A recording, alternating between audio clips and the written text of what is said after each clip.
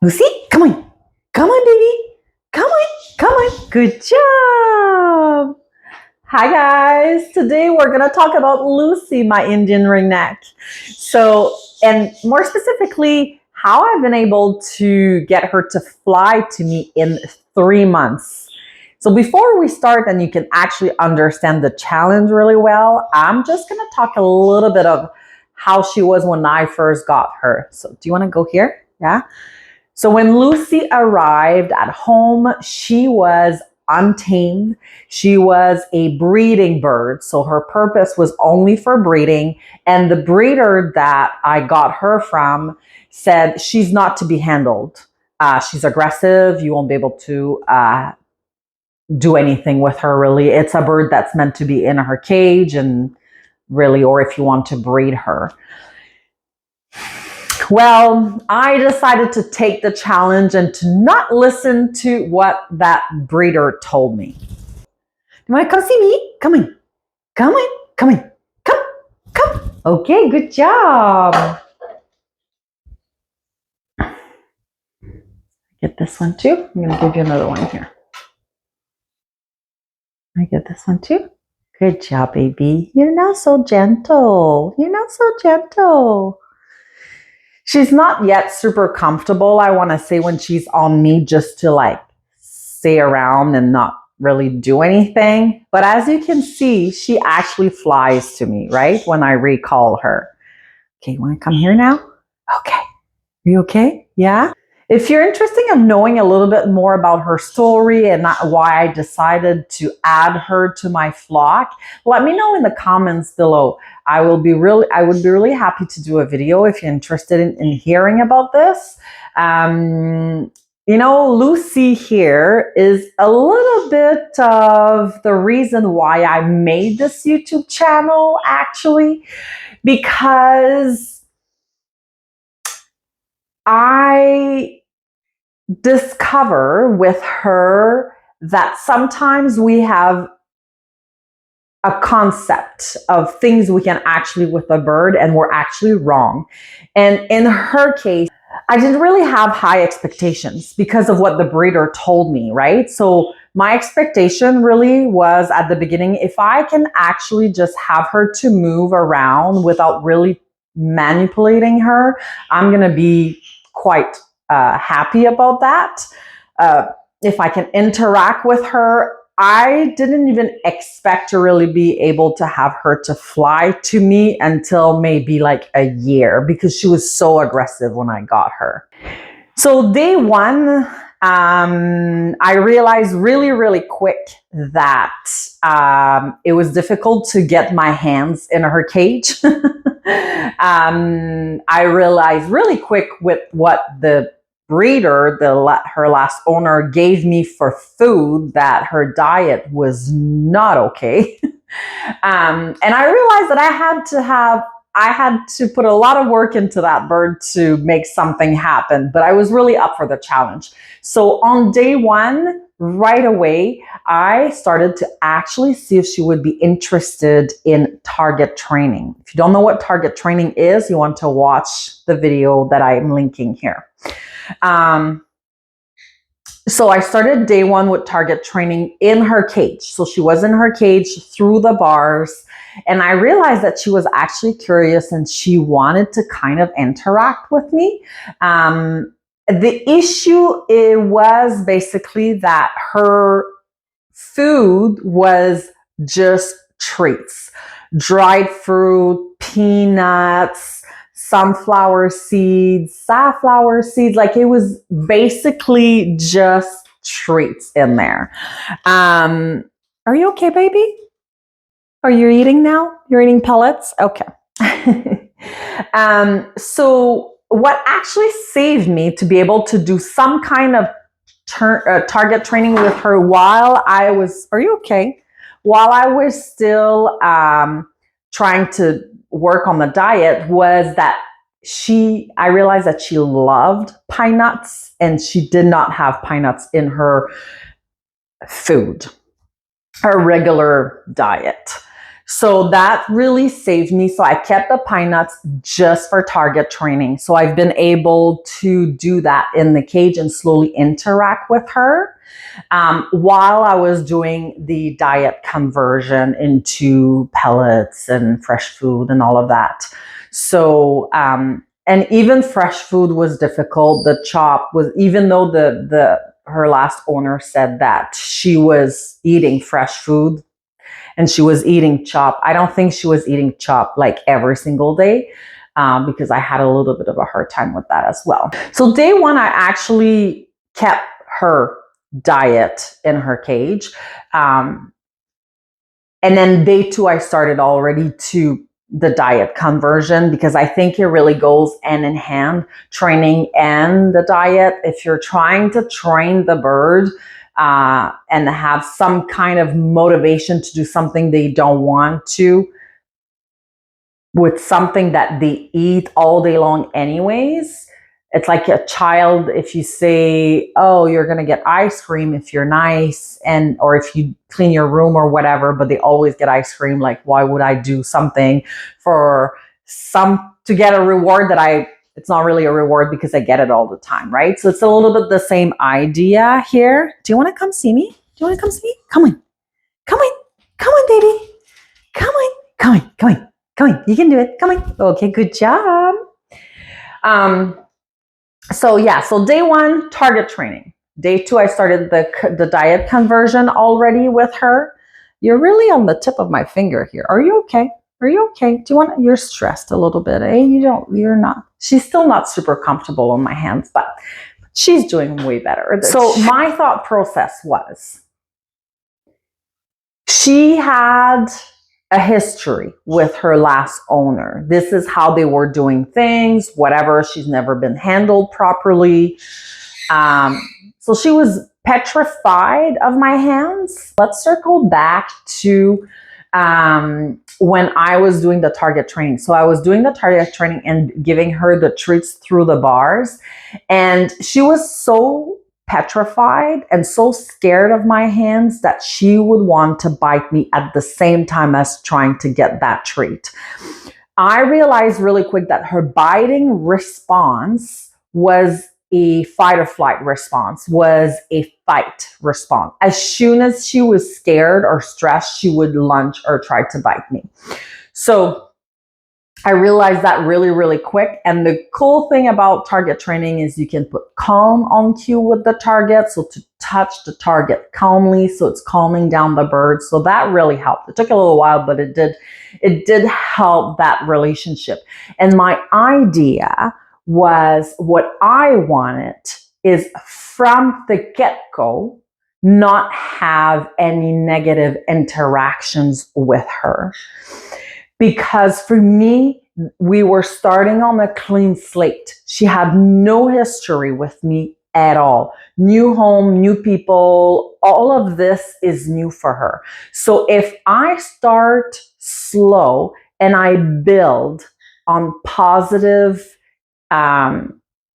experience all the time, then my idea was to build from there and build that relationship and that confidence, right? So I really just started doing those target training, and in the cage, she felt comfortable. I felt comfortable because I wasn't getting bit because there were still those bars in between the both of us. After a week of doing target training, I decided to test her out of the cage for the first time. So I do the deep clean every week with my bird's cage. So I decided that, okay, well, we've been doing target training for now. Keep in mind, the diet conversion is not yet amazing. We're in the middle of it, but I'm still taking that chance. Now, I have decided to kind of set myself up for some success. What I mean by that is I didn't rush it. So I did all the other birds' cage, and then I kept her for the very end. That way we were going towards the end of the day. I had her, that was in December when I got her, December of 2024, no, 2023. So it's been almost a year now. And so it was kind of getting dark outside. And I thought, well, if I can't really target her back in her cage because she's like out for the first time and she's like loving this, then at least eventually she'll get tired, she'll get hungry, and she'll just go back in, which is exactly what happened. I had a really hard time to target her back in. She started feeling really cozy and really chilling on top of the cages, and all of a sudden she started to be a little bit hungry and looking to go back in. So I've been able, when she was looking for food, I've been able to target her back into her cage. So after a week already, she was going outside, and the whole time she was outside, it was actually a very positive and reinforcing situation. I didn't chase her. I didn't grab her because that's what she was used to. I didn't grab her. I didn't chase her. I didn't force her to do anything that she did not want her to, that she didn't want to do. So, oh, are you okay, baby? Come on. You want to come see me? You want to come see me? Come on. Come on, baby. Come on. Come on. Come on, baby. Come on. Come on. Good job. So I didn't force her to do anything that she didn't want to do, right? So right from the get-go, the first experience of going outside of her cage was actually very positive. So for the next month or two, I want to say this is exactly what I was doing. I was doing some target training. I was getting her outside of the cage, targeting her back in. And then I was training Olive, my black-cape conure, to do recall in the bird room, so which is my living room. I was also, I'll be right back. So where was I? Yes. So for, I want to say about 2 months, a month and a half, 2 months. You know what? I wish I had more videos of all this progress. My conure is losing her mind right now. Okay, well, I'm back with Olive. She wanted to be part of this video a little bit, I guess. So we'll make a little bit more of that video with Olive. Do you want to come here? Come here. No? Okay. So for about a month and a half, 2 months, this is exactly what my routine looked like, what I worked with her. So during working with diet conversion, I was doing target training in the cage, target training outside the cage, going back in. I was training this little girl for recall. Want to come here? Come. Come on. Come on, baby. Good job. For recall, spin, all kinds of tricks, giving kisses. No?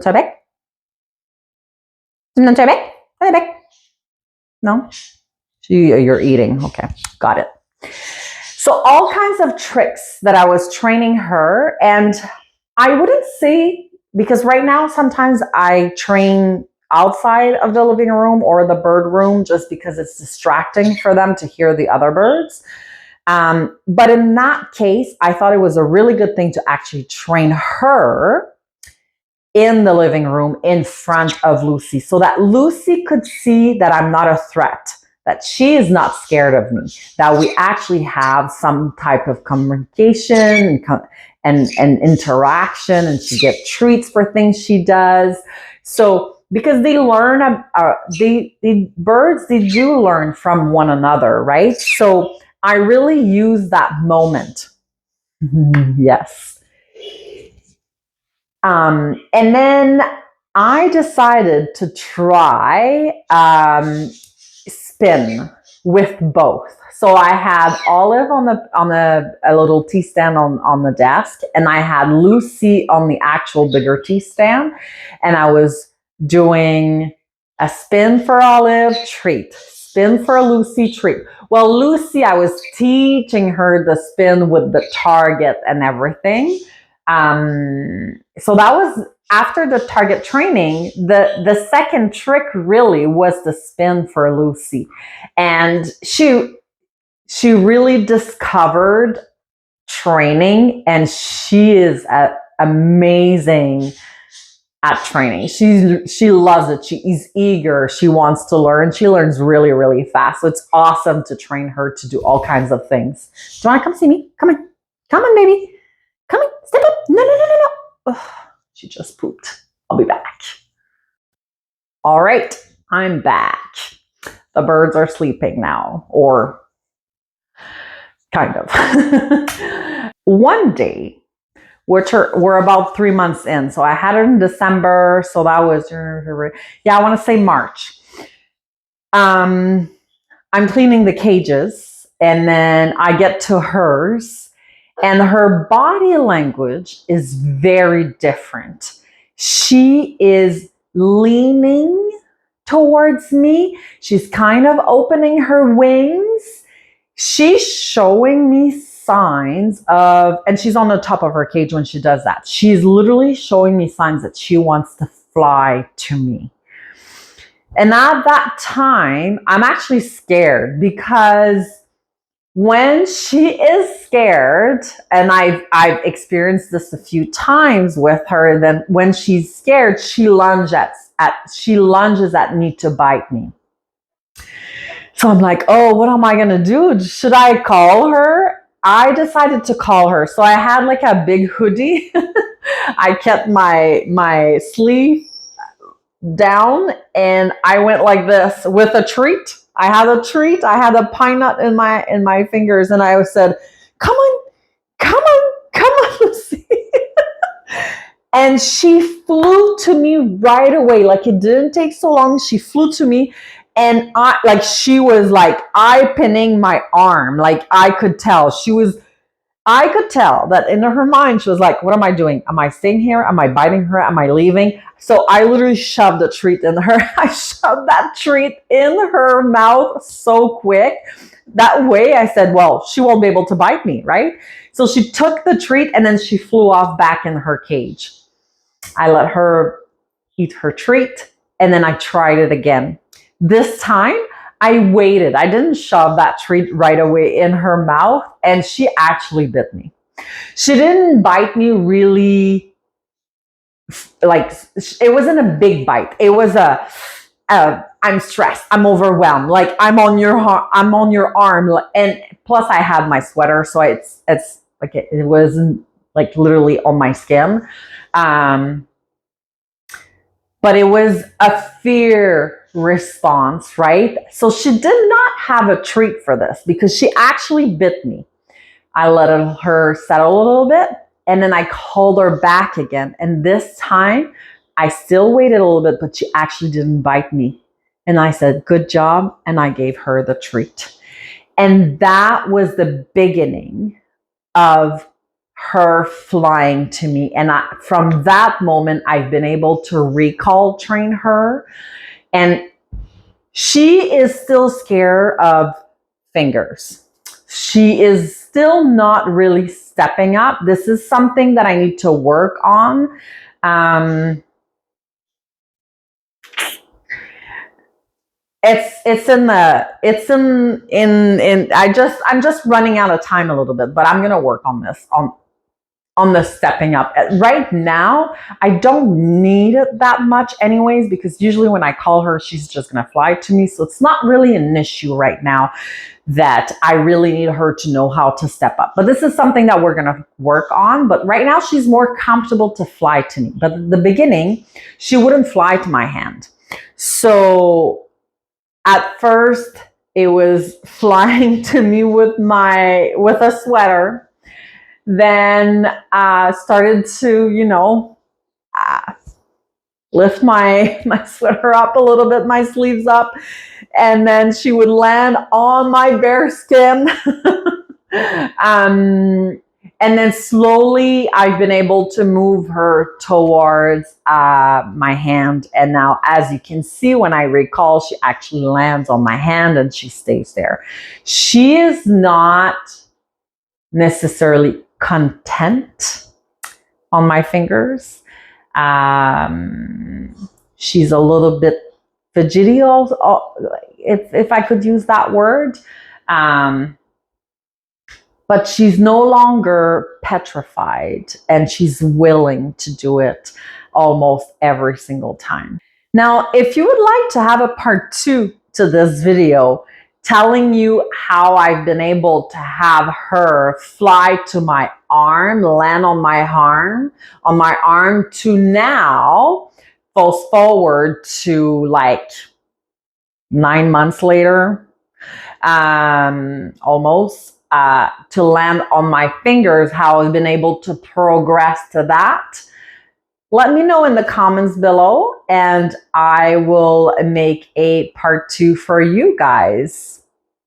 Hope you enjoyed this video. Take care. Bye.